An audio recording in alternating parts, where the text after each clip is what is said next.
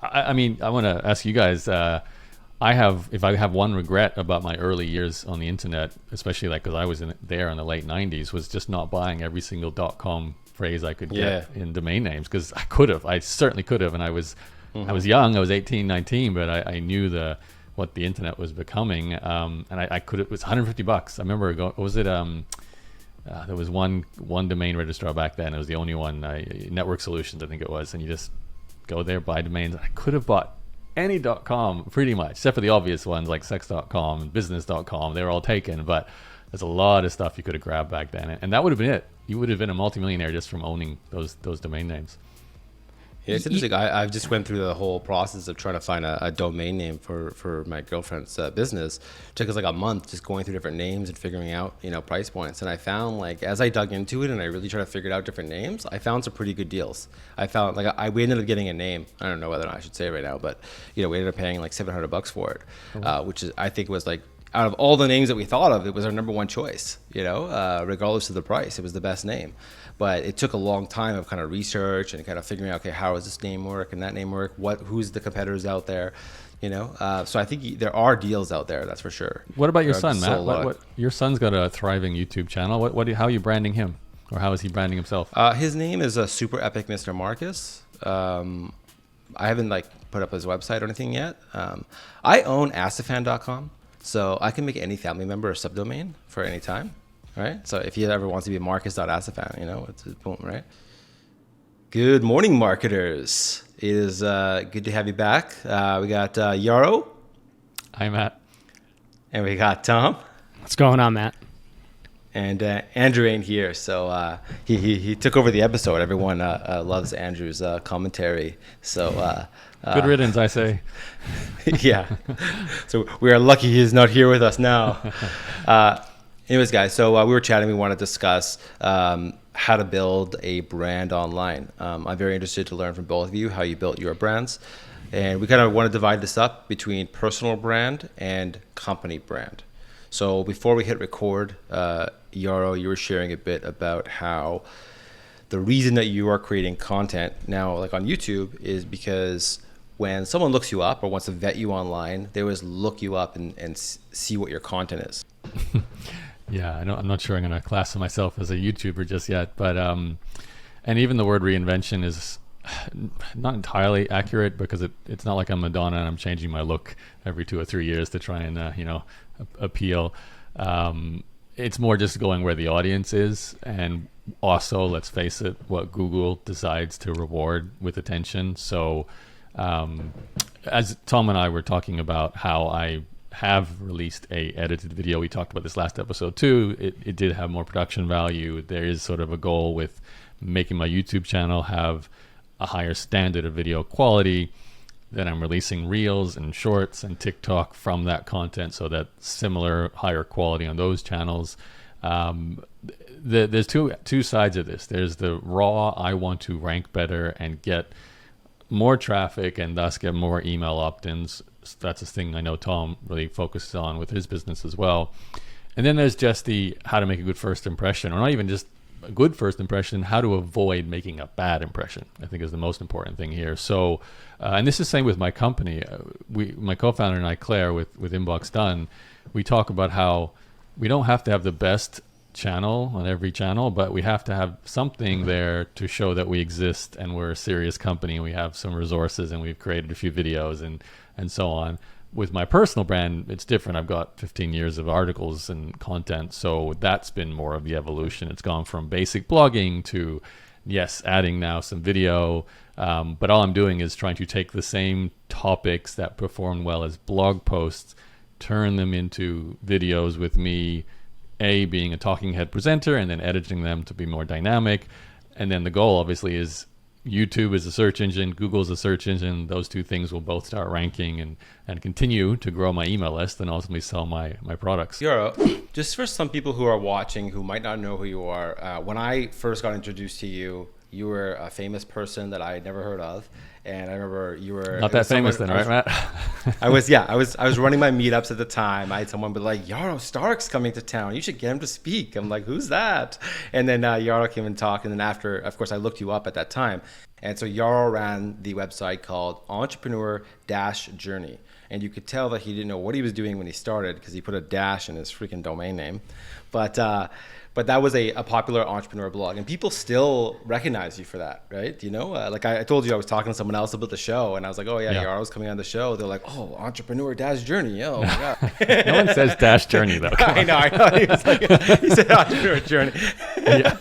But anyways, but then also, I think it's interesting too, and I think just like a real quick, if you don't mind sharing, you changed the domain name of your blog, and I thought that was a big risky move. I've asked you this a few times about what happened to that. I was always curious about this because now you got Yaro.blog. So not only is .blog not considered a premium domain technically because it's not like .com kind of thing, but having your name .blog follows kind of, I think Tim Ferriss did that.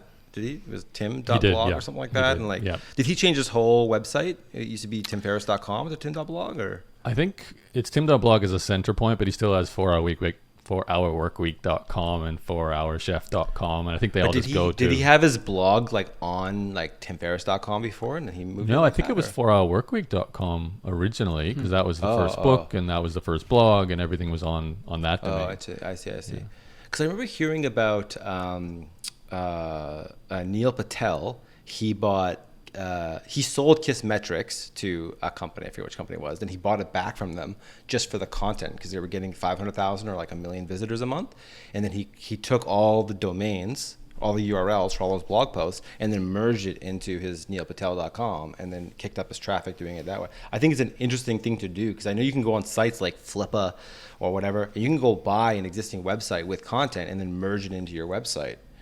I don't know all the technicalities of doing that, but I'm just curious if you wanted to share just really quickly about kind of like what happened after you did that, and both to your brand, but also to your rankings, your traffic, that sort of thing. I feel like a deja vu, man. I feel like we covered this in a previous episode, but no, I don't think we did. We have talked about it many times. We have. Maybe I don't know when the record button was hit or not, but yeah. So I had entrepreneurs-dash, whatever you want to call it, journey.com, registered in 2004 before domain names were a thing. And that was great for a long time. Not like it was detrimental, but so in 2004, out of all the names that you could have possibly registered, you registered. And I can't even spell entrepreneur. I don't know about you. It's like you know what's really crazy about that is I pride myself on my domain name selection and my company name selection. And before I had entrepreneurs-journey.com, I had an online essay editing company called betteredit.com. And I think that's like one of the best domains I've had for a company. It was like describing the service. It's got alliteration. It's got, cadence. And that was great. And I don't know why. After I got such a great domain name for that, I said, I'm going to have this fun, casual blog. I'm just going to call it Entrepreneur's Journey. I can't get the .com. I'll put a hyphen in it, and away you go. So for some reason, I didn't follow through. But to answer your question, so wait, do you still own Better Edit? No, I sold that company in 2007. Okay, cool. Yeah. And so I around 2015, I was having, I guess, a change in direction. I was starting a new company called Inbox Done. I was contemplating where my content was going and my personal brand was going. I wasn't sure. Am I going to release a book? Am I going to keep teaching something around business? Is Inbox Done going to take off and all my time and energy is going to go there? And to be honest, actually, my project manager, Laura, she sort of suggested, why don't you just have an umbrella brand? It's your personal brand. Use your name. I knew I wanted to retire Entrepreneur's Journey, and I knew I didn't want to necessarily continue teaching blogging specifically and being known as a blog make money guy, which was my career for 10 years and how you and I met, Matt. I saw Tim actually, I think, at tim.blog, and I was easily got Yaro.blog, and a lot of competition for Yaro out there. And I made the domain name change carefully with my tech person, Carly. We did the 401 redirects. We did all the updates with Search Console and everything. And it was detrimental initially. We definitely lost, 20% organic traffic immediately as soon as the new domain name resolved. And it was an acute, obvious, even I think on some phrases 50% less traffic.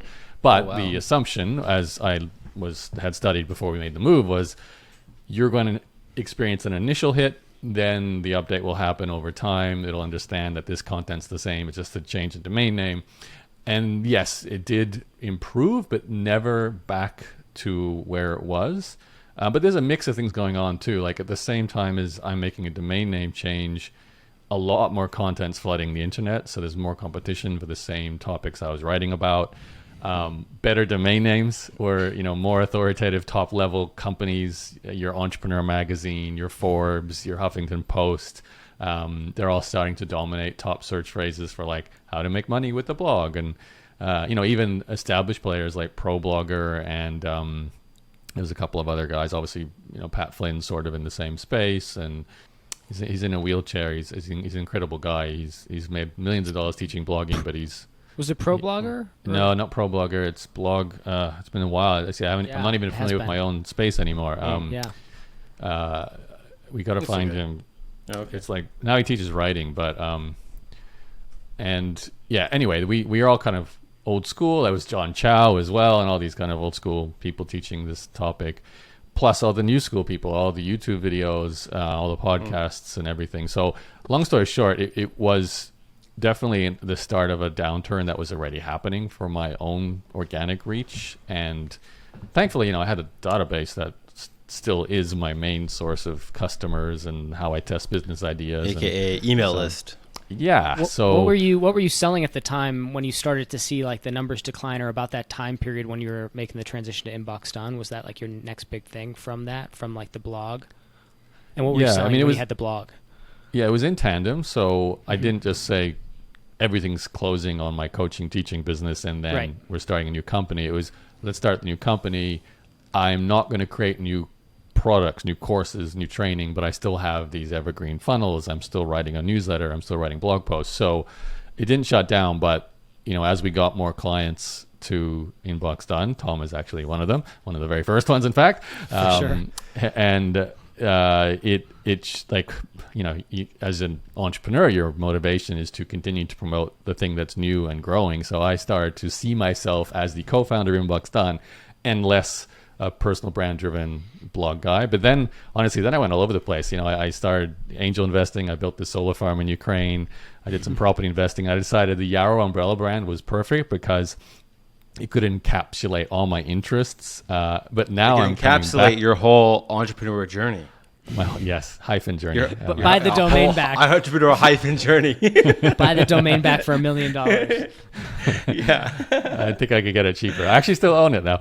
Okay. Well, what about entrepreneur journey, no dash? Where I had someone else own that, and every now and then I'd get an email and like, do you want to buy entrepreneurjourney.com? Oh, really? Yeah. And I was like, yeah, I don't think I need it at this stage. So. Like dashes are in, bro.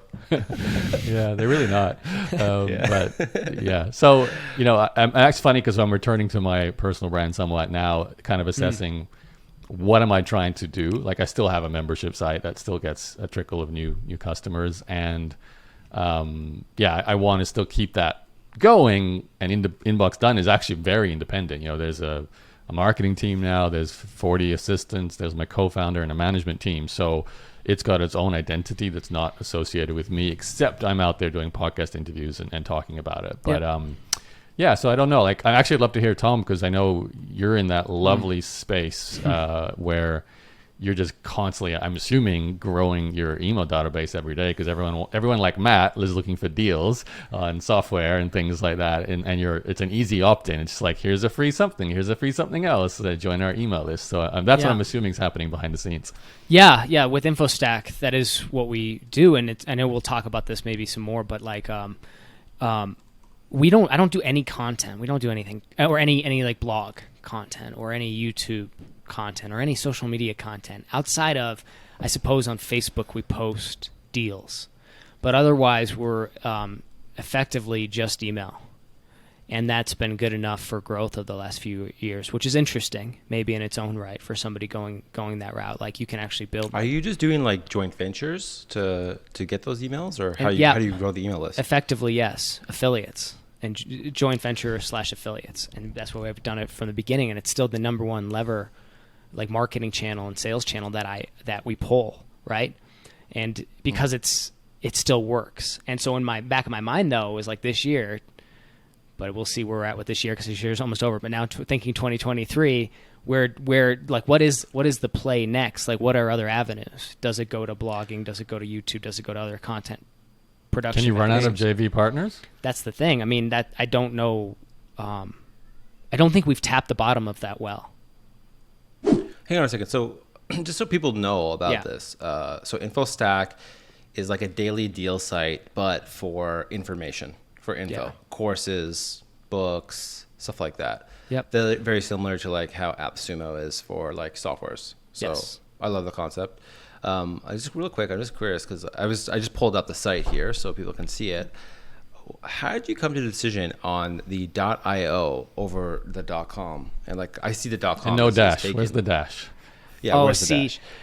I don't take great pride in my URL picking ability, but I also don't believe that the URL matters that much. Like, case in point, we have Yaro in front of us right now, right? So actually, the way it came about was I was coaching at the time. That's why I'm always curious about these transition stories. Like, in a way, I feel like I've kind of transitioned as well over the last few years. But I was coaching, and somebody that I was coaching was doing this for the first time, so he had already bought the domain. So we just went with that. I think he had gotten the domain. Yeah.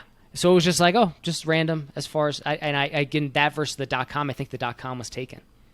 So there's, I guess the only maybe, I don't think there's any benefit to the domain, but also because here's the thing too. I knew that like the way I was going to grow this thing was going to be through email. And so I was like, the URL is less important in email when it comes to email. I know that was kind of how my mind was thinking. Cause I'm like, I'm going to get in people's inboxes. They're going to read a story and then they're going to click to go buy the deal.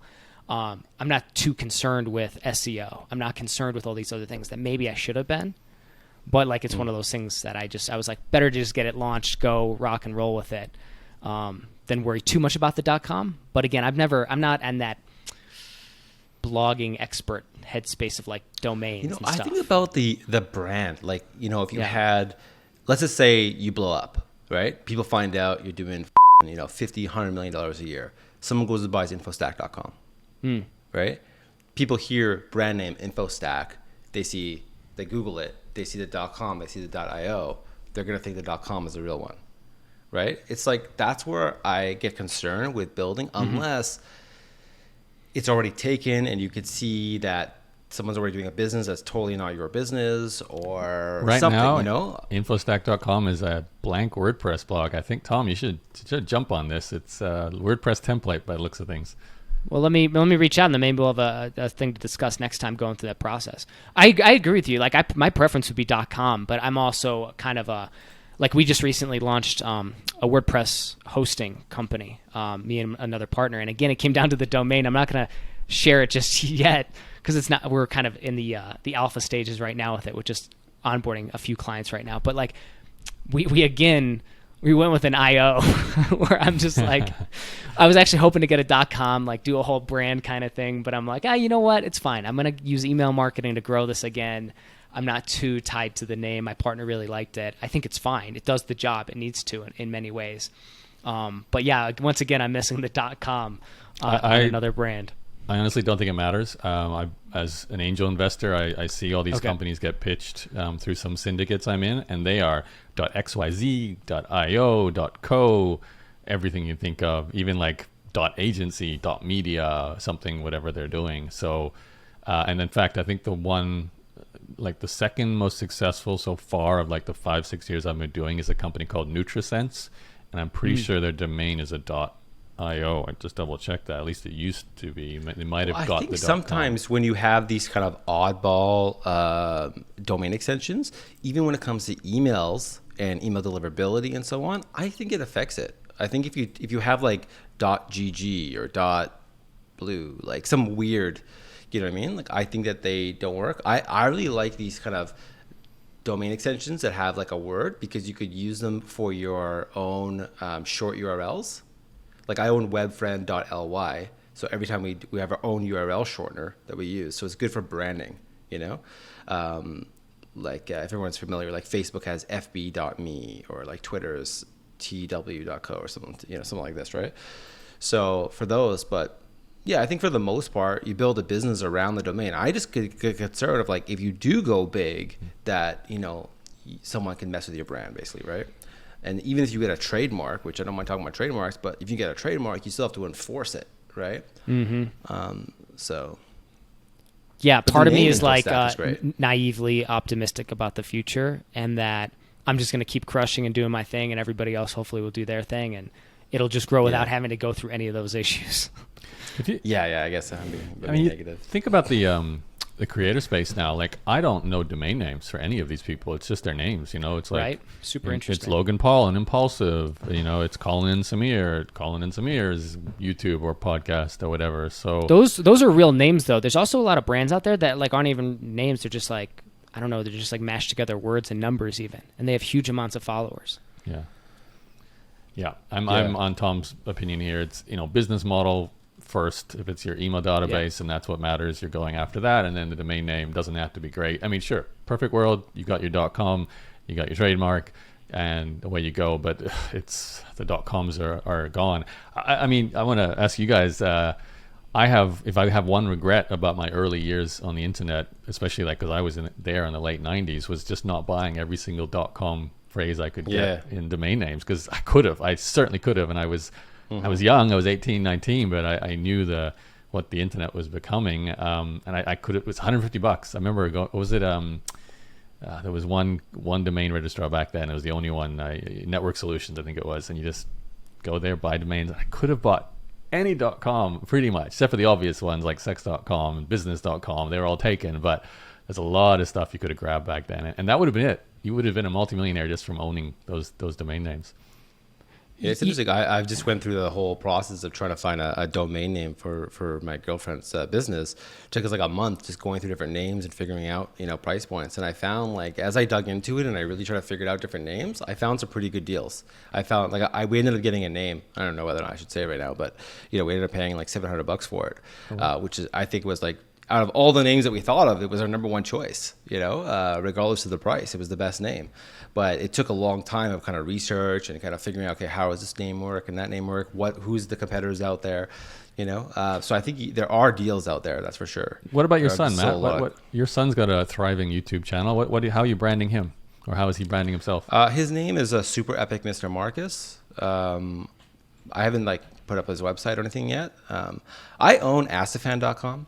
So I can make any family member a subdomain for any time, right? So if he ever wants to be Morkes.Astifan, you know, it's boom, right? He probably wants his domain name for that YouTube channel, domain right? Name. Yeah, what was it again? Super Fan Morkes? Super Epic Mr. Morkes. His branding is on point. It's way better than mine. Yeah, I made it. Man. I did it all myself. He's actually growing. His channel is getting like a few subscribers a day right now. Is he beating you right now? He is. I'm not. I posted about this. He's beating us in watch time and nice. and views. That's so cool. And his growth. Yeah. So I'm just impressed that he makes his own thumbnails. Like that's not easy. That's cool. No. Some of them now. I started making. There's somebody who reached out that said they want to make thumbnails for him, but he did make a lot of the thumbnails. Yes. How old is your son? Let's go back to. I want to talk about your son. I think he's going to surpass you. He's quite 6? quickly, Matt. Yeah, he's 6. Yeah. Man, it's just so sorry. No, we got to talk about this for a second. What? This is so interesting, though. Like, it's really cool. It seems like it's a really. How is that experience doing that with your son? It's cool. So he has been asking about being in the videos, and I told him that it's better for him just recording a screen for now. But he does often ask about being in the video. So right now he is just screen recording. I bought him a PlayStation camera so that way he could be on video while he's broadcasting through his PlayStation. Okay. And then he could be in the corner there at the same time. We did like 1 or 2 videos like that, but I just found it would be better if he's just voiceover, right? And what's really great is that he's really improved his speech and communication and like kind of how to talk, you know, but also he's so into the YouTube community now. Right, he has his own. He controls his own YouTube channel. Right, he's so into it that he's picking up on memes and stuff. Like he discovered what a Rickroll was. Right, so I told him, hey, why don't we do a Rickroll of you pretending that you found like a promo code that gives you everything in the Minecraft store for free. And so he made that video. So he starts typing in the promo code Rick RO, and then it plays the song. Right.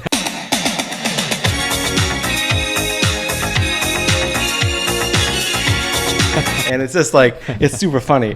That's great. Right? So Yeah, and so because he's, you know, picking up on these kind of different trends that are happening in the gaming space, you know, he's applying that now to his stuff. So his ideas for all his videos are all his own.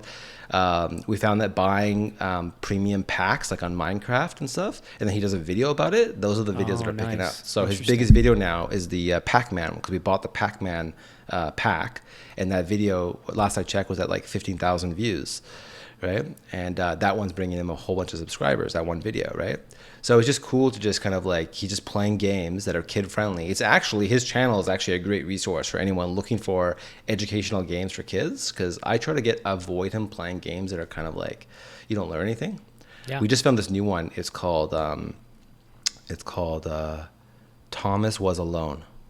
It's amazing. It's also on the iPad. I think it's probably on the iPhone too, but we found it on PlayStation originally. And it's such a simple game. You're just like a rectangle, and you have to like kind of get through these little puzzles and mazes. It's amazing. It's like for kids to learn that. It was like, you know, like really trying to figure it out.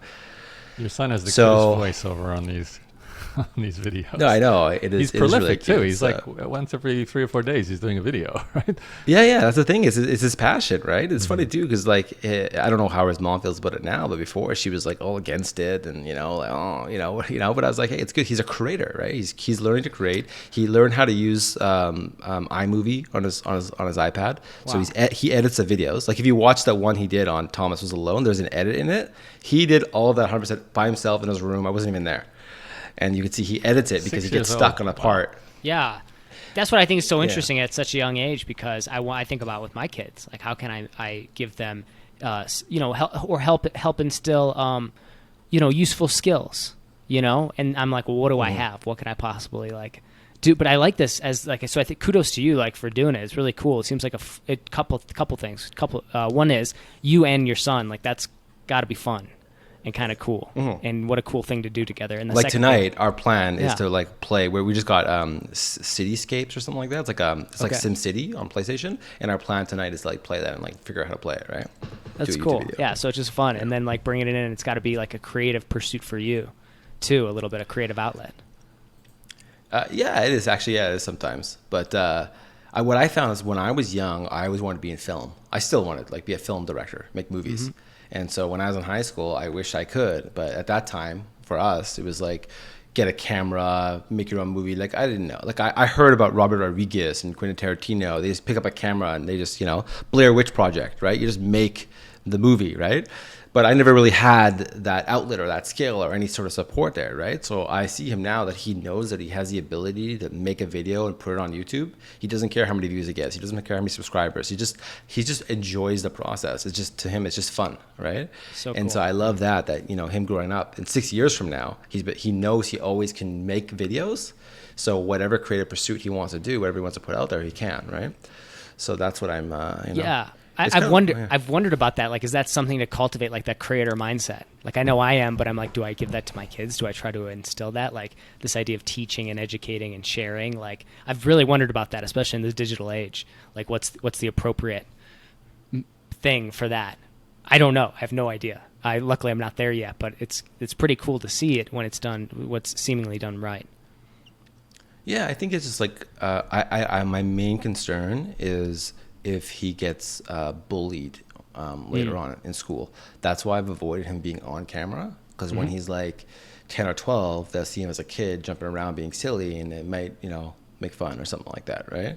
That's Matt, kind of, but maybe, yeah. The alternative, or the more positive outcome here, what if he gets incredibly popular to millions of subscribers? He starts making multiple six figures, even millions of dollars.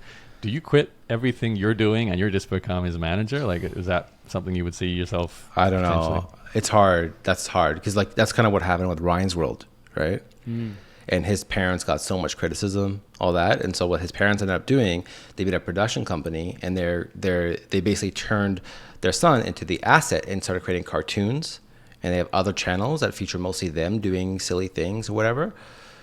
So because he's at such a young age, I think it's tough. Like, you think about like Ryan from Ryan's World, right? Like, he can't be a regular kid anymore, right? Like, he goes around, if some kids see him, they're, oh my God, it's Ryan, right? It's kind of like what happened to like Michael Jackson and Britney Spears and, and so on, right? So I do not have the ambition of like trying to make him super famous. I'm just letting him do his thing and see what happens. But What if it happens when he's 13, over, 14, 15, and he's a bit older? I think we have to see when the time comes and just kind of managing that. I mean, it depends on kind of like if that's what he wants to do at that time. I don't know. I can't say for sure right now. It's just I used to. I'm a big fan of tennis, and I used to think if I had a kid when they actually really liked tennis and they wanted to go pro, would I want to be like that, dad in traveling around the world, sitting in the box, whatever it is, supportive, crazy coach or anything like that. And I was like, it sounds really appealing, but I think you realize it's actually just a lot of grinding and a lot of traveling, and you're not even the person in the limelight. It's you're living vicariously through your child. So that's why I'm kind of asking you, Matt, because having spent a career online, it's the children surpassing their parents, which you want them to do, obviously. But I almost like, would you feel jealous of your own kid if they're really doing so well on YouTube and you're not? Like, can you? I would not feel. No, I wouldn't feel jealous at all. I wouldn't. You're such healthy parents. Yeah, no. I don't even want to be famous. So yeah. No. The thing is on that parent front, I want them. I'd like them to excel me, and I feel like that'd be awesome if I could help them do that without it being like, a horrible experience. Like, but all the necessary things, but that they excel. That's what I would want. But like on this front too is super interesting because it is just that. Like I see it as such a useful skill.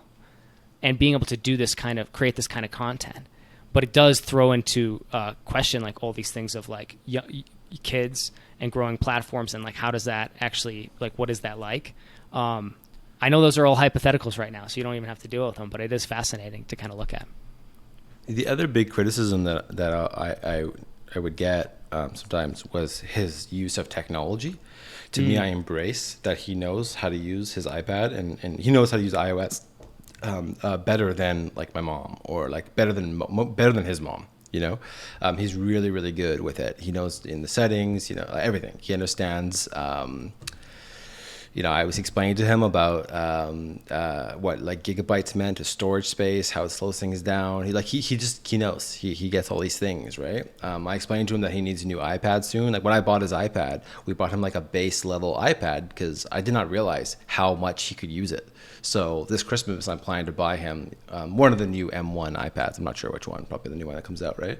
Because he just can use it so much. His storage is always full now, and like he's processing videos and all this kind of things, right? You introduced the technology though as a creator though, and I think that's an important distinction, right? Like he's creating on it. It's not a consumption device; it's like a production device. No, it is because he also played. Like for example, he's now playing Roblox, and yesterday I saw it, and I was like, Roblox is you're just fooling around. You can learn how to code your own things in Roblox, right? But he's not there. He's not doing that. He's just messing around on it. To me, it's not educational. When he plays Minecraft, there's a lot of stuff. He's now learning how to type in the chat commands. Like he learned how to get himself into spectator mode yesterday. He learned how to code his own blocks. He can make his own characters. He uses something else called Tinker, where you can actually code your own things. So it's very educational playing Minecraft, right? Like Thomas was not alone, very educational. There's a lot of games that like they're puzzles. They help you think differently, right? Whereas there's other games where you can just kind of mess around, like totally reliable delivery service. You're just messing around, having fun, whatever. It's fine. He could play it. He's playing with other people, having some fun, right?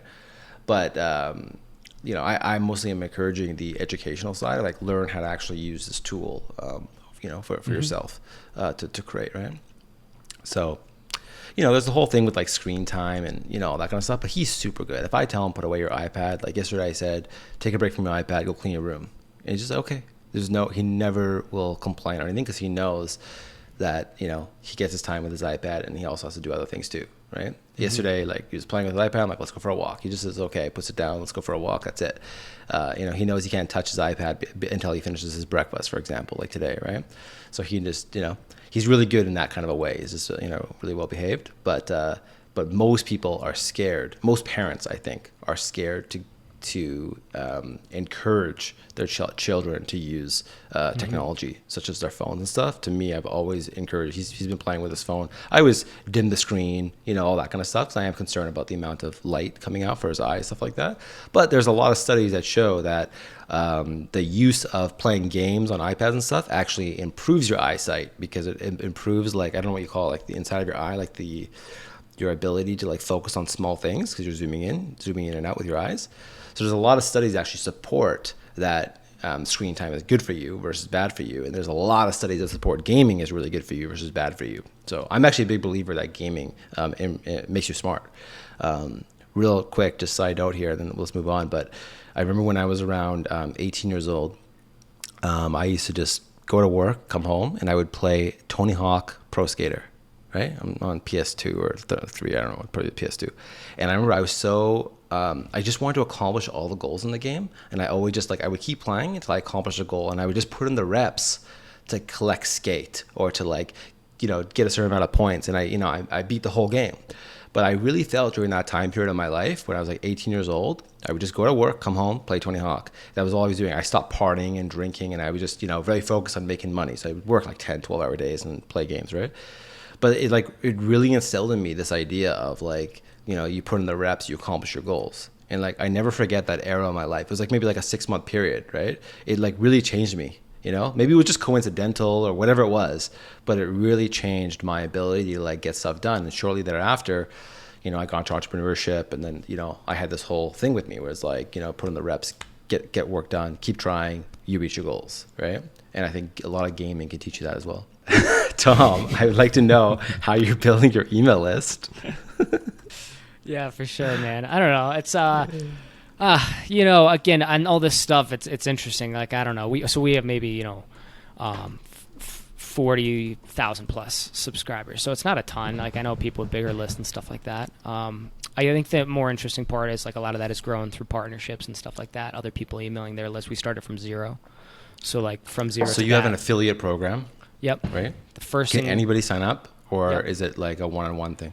Anybody can sign up, but we vet everybody, so we don't let everybody be an affiliate. So we have definitely a vetting process, but we do get when we get applications. Why do people want to be affiliates? Are you known to have really good conversions, or what's attracting all the affiliates? Yeah, I think it's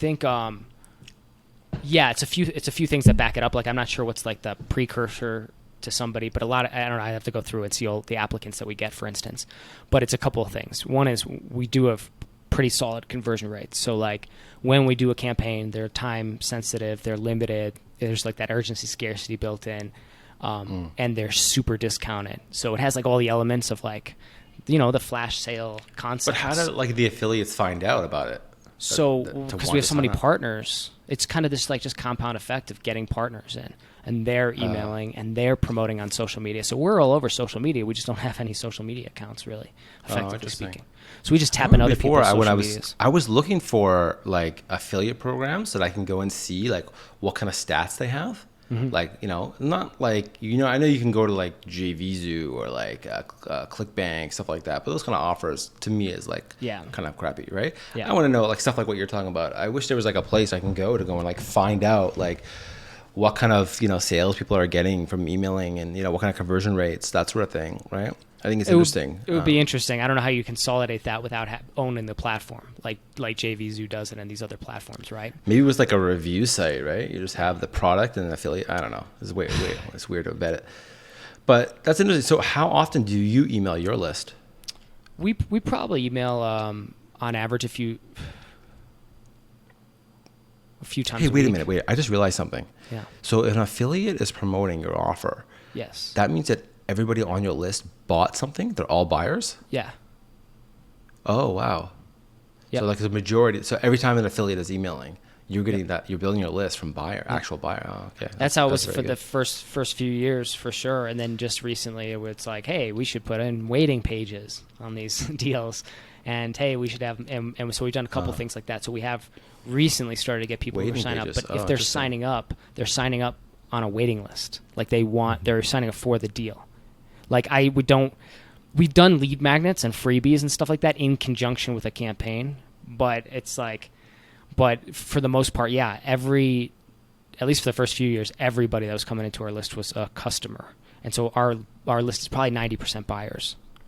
Dude, that is so interesting that you have, so Yes. affiliates will promote to join the wait list. So I'm just here, I looked at today's deal it's for Abundance, the Ultimate Abundance Super Stack. Mm-hmm. There's no real info, and it says deal goes live and then there's no timer there. I guess it's not complete. Let's check it out. I hit join the wait. Oh, it doesn't work right now. Oh. Dude, your page is broken. My page is... Oh, no, it worked for me. Here. Interesting. Good to know, though, that it is... I'll double check that. It is working for me. And What? there's a You're on content /stack/abundance? Yes. It's working for me. Oh. Seriously? Both of you? What browser are you on, Matt? That's good for me to troubleshoot this, just to know. I'm on Chrome. Chrome? Okay, I am too. Do you have any crazy plugins? Not that I know of. Okay, well, That's I'll have weird. to check that out. That is really weird. But yes, what you are not seeing that I'm seeing is it has just the title, and very little description. It says join the waiting list. This deal goes live, and then the countdown timer. So it's real basic, and we do this on the front end of campaigns and on the back end. So we get a flood of traffic for these campaigns, and then on the back end, that's usually where we Wait, capture most of this. can you click on join the waitlist right now? Yes, Huh. I think it's working for Yaro too. It's giving me a pop-up. I got a question for you, Huh. Tom. Yeah. I'm reading this copy, and I'm like, I want to unlock unlimited health, wealth, and abundance today. And then I read, the subheadline, but it's so generic. Like, I don't know if this is going to be like a spirituality thing or a I don't know what change it my is either. diet thing. Like, when someone lands at this page, are they coming pre-conditioned in some way? Like, it's your regular subscribers in that sort of niche? Like, you tag them Yeah. with that topic? I would describe that's a really good question. I agree. It's funny. It's some of the things that like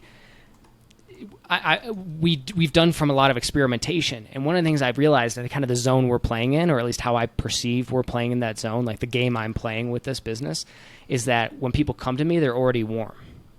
They're being referred. So I don't have to do things like, here's what this topic means. They already know what the topic means. We get that through the copy that we do with our swipe copy for our affiliates. So they're the ones sending the stories. They're the ones explaining what's happening. And then they're sending it to us. And when we go live with the full sales page, we'll have more information on it. We're not expecting to get a ton of this is a very lazy example of execution that still is effective, right? Like, this is not the most optimal thing I could do here. I could have more about the products, and maybe I should. I'd actually take your recommendations on this if you guys think how I can improve this. I'm looking at the other pages that you have in your footer. The other ones work for me, but the abundance one doesn't. The other ones do. Okay. Your Is that a sign, Matt? crypto, your crypto one is the deal is at 0. The timer's on 0. Mm-hmm. The ultimate crypto super pack. That needs to be fixed. So Yeah, the dating lifestyle one doesn't work for me. The footer doesn't load and the waiting list button doesn't open. Probably a div. Well, a div just somewhere. go ahead and tear apart the site right we're now, just guys, gonna live with bash everybody. This. This But link check it doesn't out. work. Let's pull a learning lesson from this though. In spite of how sloppy the site is right now, if you go through it still does really well. I do like your logo, and I think your name is excellent because it kind of tells me what it is. InfoStack, I kind of get it right away. So there's a lot of stuff I really do like about your site. So if I have courses or content, the benefit to me to be a contributor, right, is that I'm going to get all those leads from everybody that buys from you. I don't make any money by giving you my course. On the contrary, we do it based on commissions. So there's some of that. There's a couple of reasons. As an affiliate, a straight affiliate, they just make a commission on the sale. No, not an affiliate. Like, Yeah. let's say I have a course that I want to Yes. put into one of these stacks. And you'll be okay. So we would describe you as like a contributing partner. So a contributing partner would. So you'd get is a special higher commission. You get a 70% commission Oh, I as see. a partner. So What if I don't want to promote it? Then I'm not a partner. I don't know why you'd want to be a part of it. Some people choose to. Some people do. Oh, well, here's one reason why you might. But most of the time, we do get partners in who see it and they're like, "Oh yeah, I can promote this. It's a reason for me to share this." So it's kind of built into the equation. Not that we necessarily like live and die by that. Like if we get a really good piece of content and the person just can't promote, but it's like they just want to contribute it and they want to be a part of it, we have that. And then yes, if it's a course and people sign up for it for free, you'd get that lead. right? So people are signing up for your course. So again, these are very the benefit to you then, but the ultimate benefit from most of our partners that come back repeatedly are they're promoting it as well. So they do some kind of special deal or special one course they put in there, or we have really good software partners that'll put like, Pro Writing Aid will give a full year of their software, or they have in the past. And we've had awesome, really cool things like that where it's like you can't get that deal anywhere else. But what they get is by offering something really cool, like a year free of the software, is they get all those signups, And so again, it can It can be. We always try to find that win-win with our partners. Like it's not going to work if people are very one-sided about it. We're very transparent with what we do and how we do it. We don't sell the list or anything like that on our end, and we are very protective of the brands we work with. So let's just say I have a course I normally sell for like $200 or $500, right? Mm-hmm. That's the kind of course that you might put into one of these stacks, right? Yeah, that's about the range. And then you would sell it. You'd get a bunch of these courses that are all kind of within this one category, and you would sell it for, what's your average price point? $50 to $70. Okay. So if my audience knows that I sell this thing normally for, $200 or $500, then I promote it for $70 and it's bundled with all this other stuff. Am I not kind of like devaluing my course quite a bit? Like, you know what I mean? Like, why am I wanting to promote that? I can speak to that as the other side of the fence, because back when I was selling courses on a regular basis, I was approached and have been approached many times to be part of a bundle, like putting in something of mine. And I haven't done it recently, but I did do it a couple of times.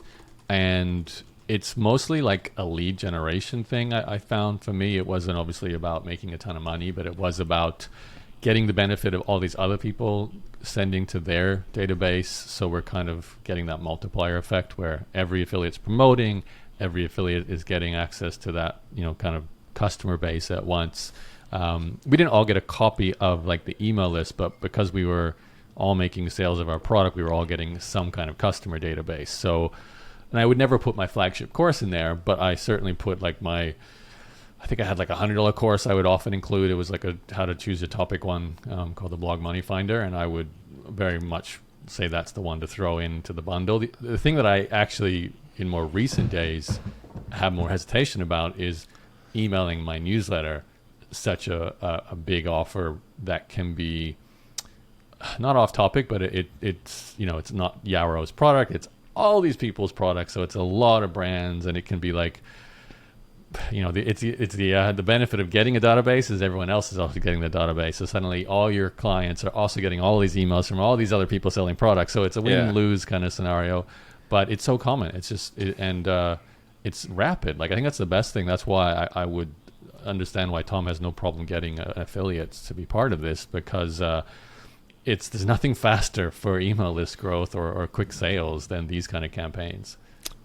I would also say too, what's interesting, I'll just point this out. That's everything you said is true.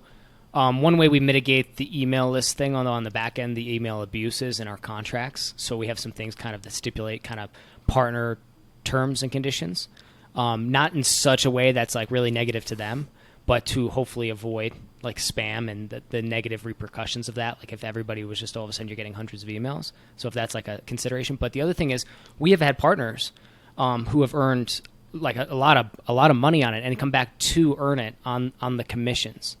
So they might have other courses, and these are very premium level people, like top of their game, if you will, in some of these spaces. And I think it's space dependent, like niche dependent. I see where you're coming at it from, Matt, and I'd say we actually have maybe more difficulty curating stuff in the information or in the internet marketing space in some ways because of that, because people are like, well, I don't want to diminish my brand. But there's other spaces that are way more collaborative in nature, very much collaborative in nature. And the idea of being actually lined up next to other people with good brands and stuff like that might help boost them.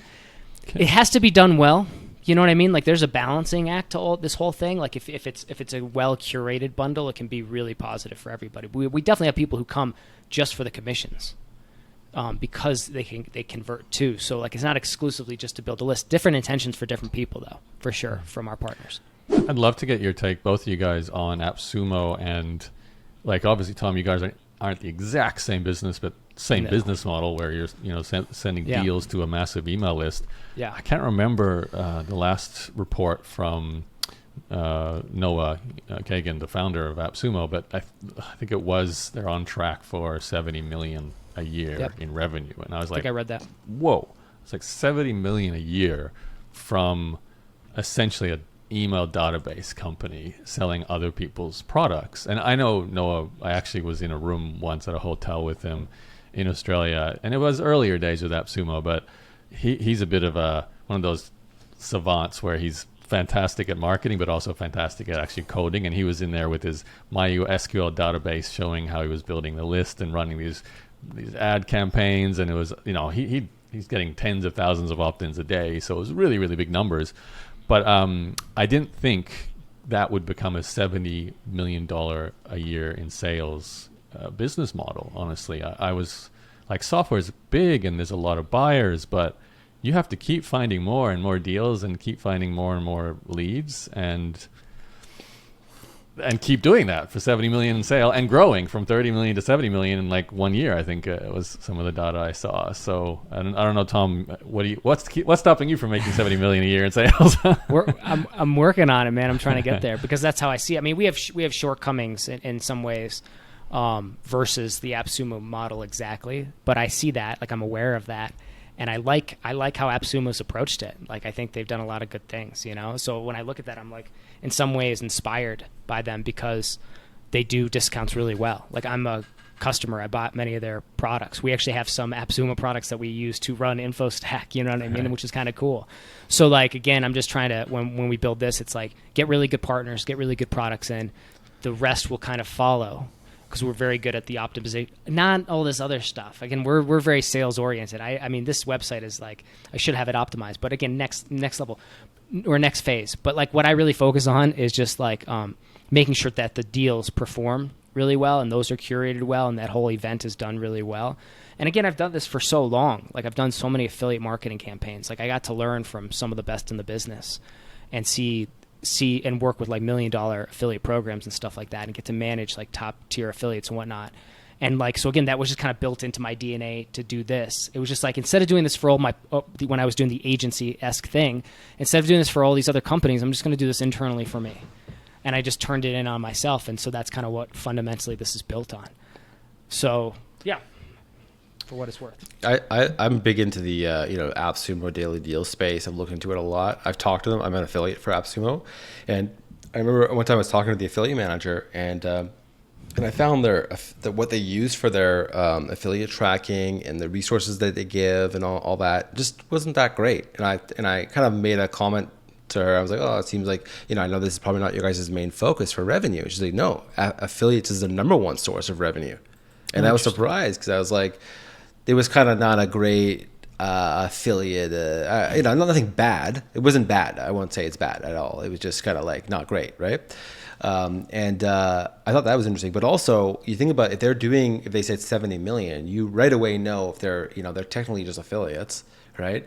So half of that is going towards all these different products, right? They said that they recently, I think I heard Noah Keegan talk about this on his podcast, that when they created their marketplace, so now there's always, people can just add their deal into the marketplace, and they had a bunch of crappy stuff inside there for a while, but I think, I could be wrong about this, that generated an extra $10 million for them.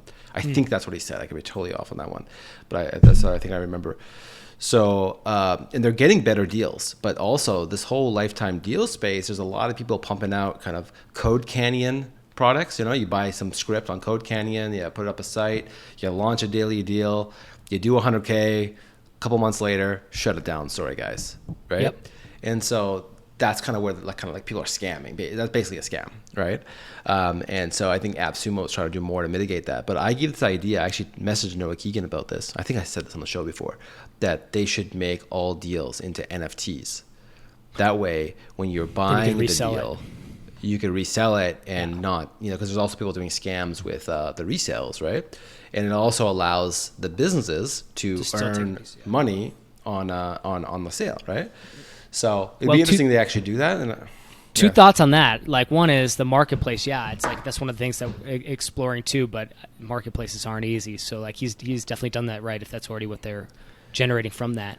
On the NFT front, it's like another thing where I'm like, if I had extra time in my life and could just devote like a whole nother day every day to it, would be the idea of NFTs in that capacities for something like that, but also for our model, because I actually believe that our model would do way better if it was built on NFTs. Like if we had instantaneous percentage distributions of revenue from every purchase of every bundle, and somebody could then resell that bundle to someone else, but the original creators are constantly getting a cut, getting their fair cut, so to speak. Like, I just feel like I could definitely sell that. I get people, get partners into it. I'm sure they'd be pumped up about it, but I have technically, it's just beyond comprehension for me. Matt, I feel like Tom and I have both kind of talked a lot about our businesses, but how do you make money nowadays? We haven't really heard from you and what you're doing. Well, funny, what happened with me was, you guys know me, I was doing social media director, which was my course. I did that for a long time, and I started kind of losing my passion for doing that.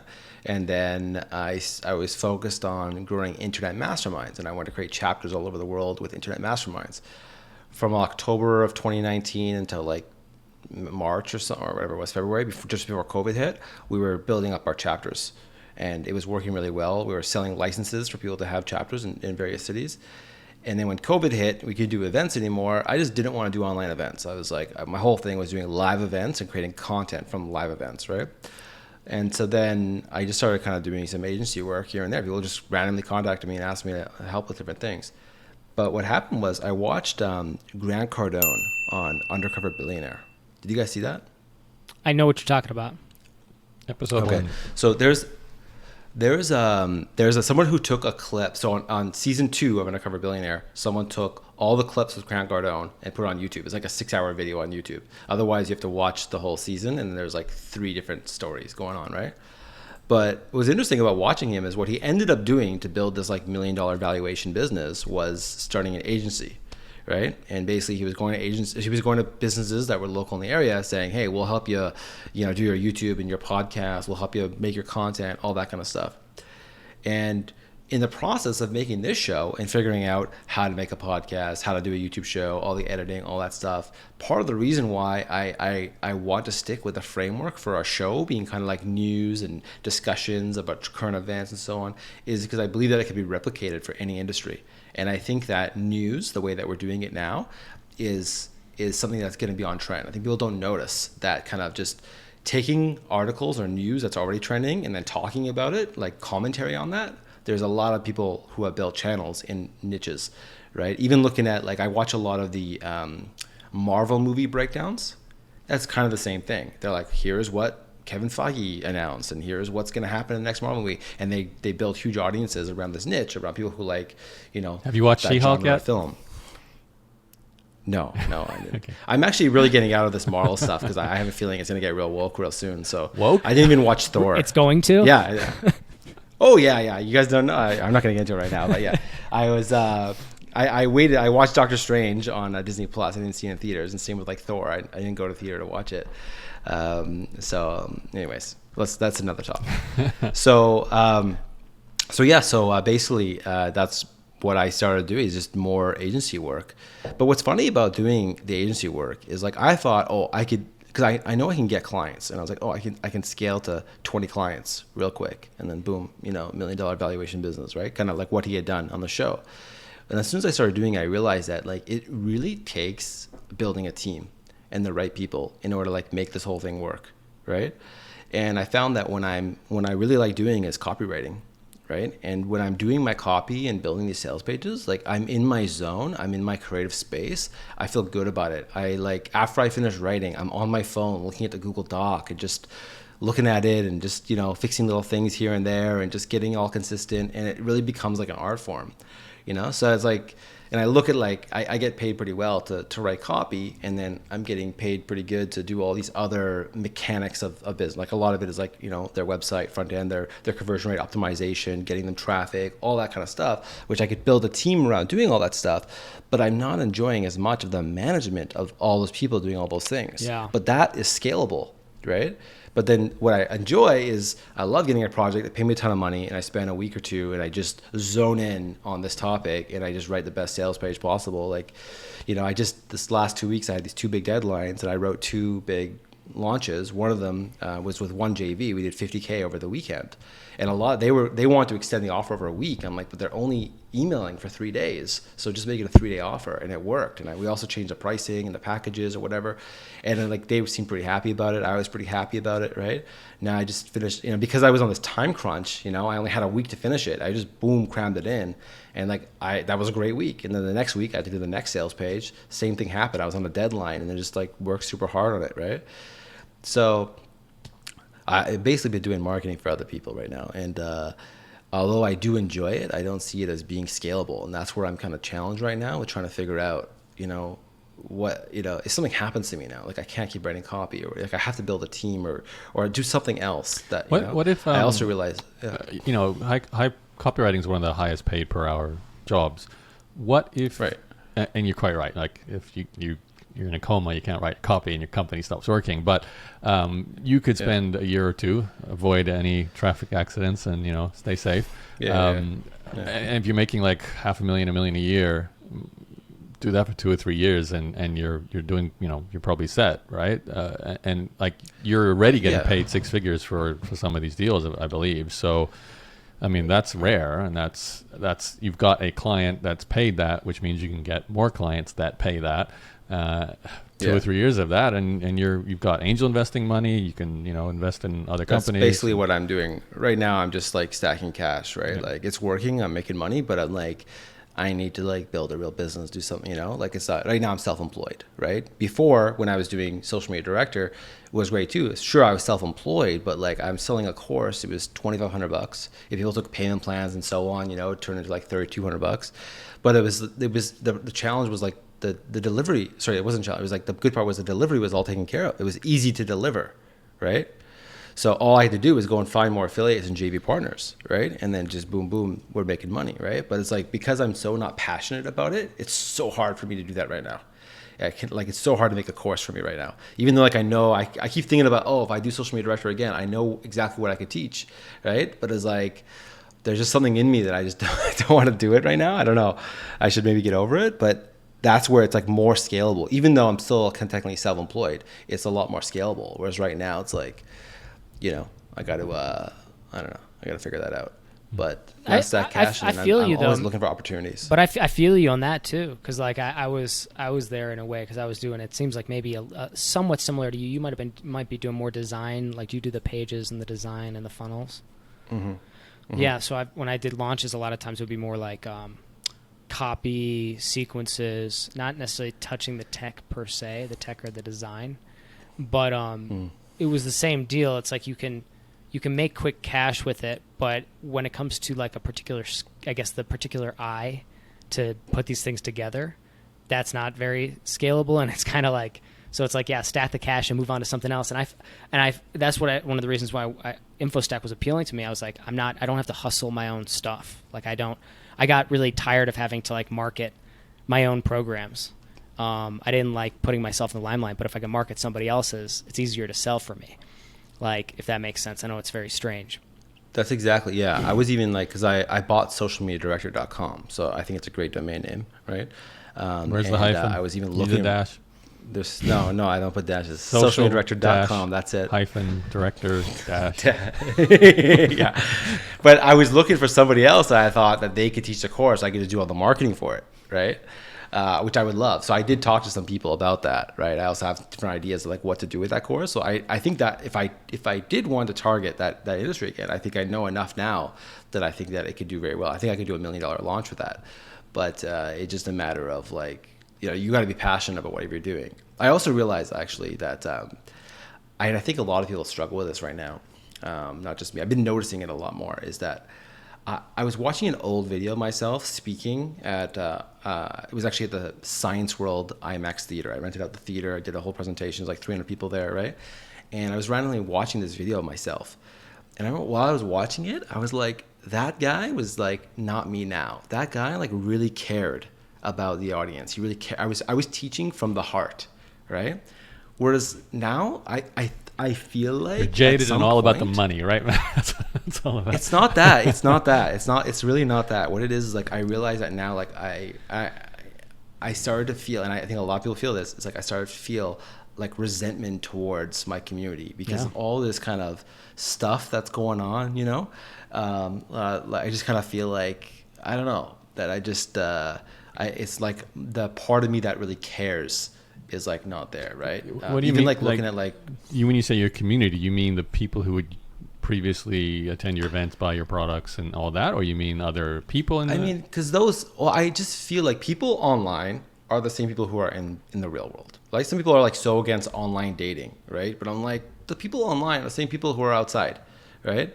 So when reaching like a mass audience, right? You look at some people who reach mass audiences, look at all the hate that comes and all the naysayers and all that kind of stuff, which I know that's part of, you know, you become popular, you're going to get haters, you're going to get people talking shit, all that. I get that part of it, right? But I used to not really care about that at all.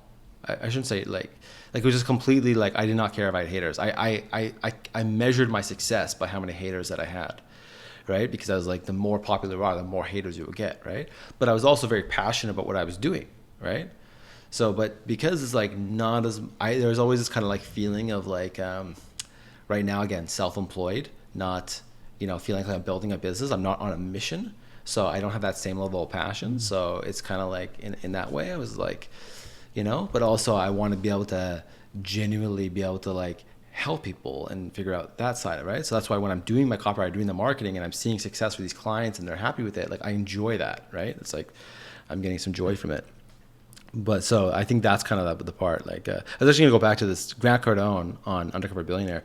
I'm not a big Grant Cardone fan. I don't watch his content and stuff, and nothing really against him. I just never really was into it. But when I saw him on the show, I really liked it. And when I was looking back, diagnosing why I kind of really fell in love with Grant Cardone during that show, it's because in that show he cares. He's just like there, like the way he ended up building his business was he would say, contacts equals contracts, right? So he's always about like, it's who you know, right? But when he was going to those people, he's not trying to like use them, right? Like you could tell he genuinely cared. He's like, the only way he's gonna get successful is if he can make them successful, right? But then going back and looking at him on YouTube, and he's got more ego, maybe some arrogance or whatever it is, right? I had someone else point out to me that there was a clip with him and he got Gary Vee on a show. And Gary Vee is all about caring. And then when you see the contrast between Grant Cardone and Gary Vee, it just made Grant Cardone not look very good, right? Because it feels like he doesn't care. He's all about the money. He's all about, you know, whatever, that sort of thing, right? So I think that's really important. Anyone building a personal brand, creating content, I think that people can tell that you care. And I think when you care, that's when it, you know, it really comes out, you know? So it's like, even making the show, like, this is a show that I wish existed. So I care about the stuff that we talk about. I think it's important that the show exists. And that's why I keep doing it. That's why I really enjoy doing it, right? And also the whole process of making it has been like a big learning experience in itself, like just figuring this whole thing out, right? So how do you that's kind of where I'm at how do now. you kickstart caring if you've lost it? I feel like I've gotten emails from people about that. Yeah. Like, oh, how do I rekindle the fire? I thought that too. When I discovered that I had resentment towards my community, I shared it with a group of friends. And then I was surprised that everybody resonated with it. Everyone was like, me too. And everyone started talking about why, right? This is all this COVID stuff and, you know, vaccine, like that big thing. Now there's a lot of like censorship. What, you know, do you agree in censorship or do you think freedom of speech? You know, like there's a lot of division within, I would say, in North America, right? With kind of what's going on, right? And my whole thing maybe started even before that, right? And so it's interesting now because now I'm trying to figure out like what do I care about? Why do I want to do what I do? You know? And it's like the thing that drives me is writing the sales page, my client telling me that it made them, you know, millions of dollars, you know, over the last couple of years, or like, you know, doing 50K in a weekend for them and then telling me, hey, that was awesome. Let's keep going. You know, like that, like makes me excited. Right. But I'm again, just growing their business, but then a lot of their businesses, they're passionate about their business and they're helping people. So it's like that, I feel like I could help more people. I'm not taking anyone as a client that's doing some bullshit. Right. But they're helping more people. Right. So I mean, I don't know what the real answer is because I've been like in a discovery phase. I'm out here looking for opportunities and also looking for like, you know, getting that drive, that passion, and that ability to like really care, I think that's what is going to build a business. But it's been interesting the last 2 years because it's like I've been kind of low key, but learning a lot, doing a lot, still having a lot of success. And I know when I find my next thing, I know I'm gonna blow it up, right? It's just a matter of time. Yeah, the thing is about this is like it's an opportunity for people to like eavesdrop into us kind of masterminding, just kind of chatting, whatever. And again, I want to make it so that way we just enjoy the process. And you know, I've been really committed. I really considered, you know, quitting this show after some time because it was like so much time and effort putting this together, and it's like opportunity loss of like I can take another client, right? It's like it's basically like I can get another client, make another 5-10 grand a month versus doing the show. But the process of doing the show is like I've been like learning so much and figuring out so many things that is I'm applying to all my client work. Yeah. Right. And I just and I knew when I started, it's like I got to do it for 2 years. Now I'm thinking it's like we got to do 100 episodes before I give up. Right. Because I knew when I started, I'm like, I'm not going to start this if I'm going to give up. You got to scale to 1 million subscribers and then fight Jake Paul. Then you can shut it down. You know what? I don't think a show like this will ever get 1 million subscribers. I think if we got to 100,000 would be amazing. I think once we're over 100,000, we're going to be top tier in this category. These kinds of shows don't get to 1 million, right? I mean, even getting to 10,000, you'd be happy to keep doing it, right? Oh, yeah, for sure. And again, we haven't put in enough to like really promote the show, right? We're just producing content, optimizing on social media, but like there's a lot more stuff that we could do to like, but I just want to get that post-production nailed down. Yeah. So we got really good content going out, and then, like this video we're hoping to do a lot more editing with and make it kick-ass. So. And you're meant to be like a social media director, leader guy. And if you ever go back to that, you kind of have to do this sort of stuff to keep your craft honed and stay on top of what you're supposed to know about. I've always thought that if this format works and I could show that, hey, you do a new show in your category, I can have a whole course all about how we produce a show, right? Matt, you're doing exactly what I always do. Oh, I just did something good. I'm going to teach how to do it. Oh, I just did something else good. I'm going to teach how to do it. I've always thought that's what I'm saying. I'm telling you that the format, I'm just like, I keep thinking we could do other formats because I know a typical YouTube video, if we just script it out, we're like, in this video, you're going to learn blah, blah, blah, blah, blah, and then keep cutting and keep doing open loops. And like, I know that's how you make a YouTube video, right? But it's like, everyone's teaching that. Right. So I was like, how do you make a YouTube show or video and really scale a lot of content is I think in a format like this where you're kind of talking about industry topics, 1 hour, full length video, clips, and then a bunch of reels and stuff like that to promote it. Right. So it's like it's something that, you know, any business can do without needing to become a YouTuber and that sort of thing. And that's what I'm trying to figure out is like what the right formula is. So I don't think we're not 100% there yet. I think like we're really close, but we got to. When are we going to start live streaming with an audience? I'm curious. Does that make a big difference these days? Sorry, I know we got to wrap it up. We can shelf that for another time, but it's real interesting.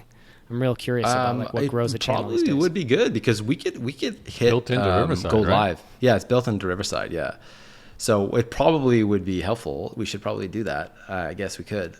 The only thing is like I don't care really, but the camera I use here that you guys are looking at me is not the camera that's on the video, but I could change it up. Well, it's only for the stream, right? Because the recording. Just for the stream, yeah.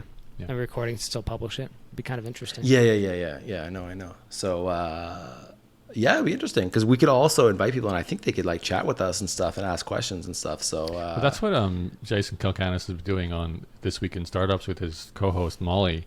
They kind of like jump in the live stream on YouTube and I guess other places, and they kind of talk first without it being the start of the show and just talk to their audience and talk to each other. It's more like a shooting the breeze thing, and then they go, okay, now we're starting the show, which is the bit that gets cut and published for the podcast feed. But the YouTube feed is way more kind of like what we're doing now, mixed in with the actual, here's a list of topics we're going to go through, and they do that. I don't know if like the live aspect is that important, but it is kind of fun for them because they do get live feedback on what they're talking about, so it gives them something to bounce off a little bit as well. I actually think that we would build our audience if we did it live. I mean, we might as well because we're not doing. Yeah, it's not like we're editing anything out anyway. Yeah. Well, there's definitely some editing going on in the background. Like it's not like a 2-hour episode every time I see it go on the YouTube channel. So. Oh yeah, well for the cuts, but for the core content, I mean, like. I don't know. I just feel like people being live, it wouldn't be a big deal. Yeah, we kind of have nothing to lose. Yeah, we actually probably should. Yeah, maybe on the next episode, if you guys want to plan for that, for sure. So, Well, I think I have to start by this one- subscribing to the show in the first place. I'm going to Yes, do that you after should this. subscribe, And then hit that bell. Yeah. Smash that bell button. Yeah, for sure.